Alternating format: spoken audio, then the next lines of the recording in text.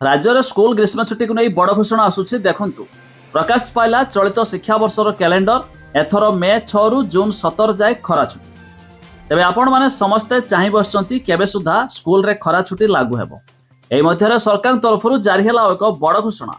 आसंतु detail रे जानिबा ता पूर्वरु video को लाइक करंतु, सब्सक्राइब करना थिले एबे सब्सक्राइब करी पाखर थिबा घंटी चिन्ह को दबाइ दियंतु।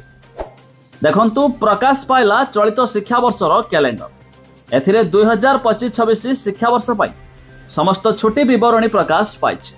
तेबे उसेपा बा ओडिशा विद्यालय और गणशिक्षा विभाग पक्षरु प्राथमिक और माध्यमिक श्रेणी पाई शिक्षा कैलेंडर प्रकाश कराइछि।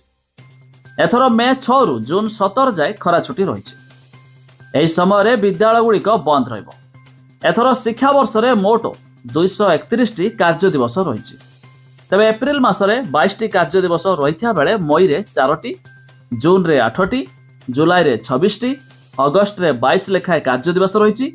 सेहिपरि भाबरे सेप्टेम्बर रे 23 टी, अक्टोबर रे 20 टी, नवेम्बर रे 21 टी, डिसेम्बर रे 18 टी और जनवरी रे 23 टी कार्य दिवस, सेहिपरि फेब्रुआरी रे 24 टी और मार्च रे 22 टी लेखाए कार्य दिवस रहिछि।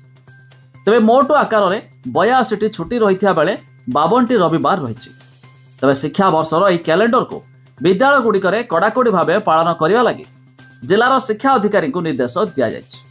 तेबे बड़ अपडेट मुताबक जहाँकि छात्र छात्री माने चाहि बसथिले केबे सुधा हेबो जहाँकि स्कूल रे ग्रीष्म छुट्टी एने मध्य आसीगला बड़ अपडेट मे 6 रु जून 17 जाए रहिबो स्कूल रो खरा छुट्टी।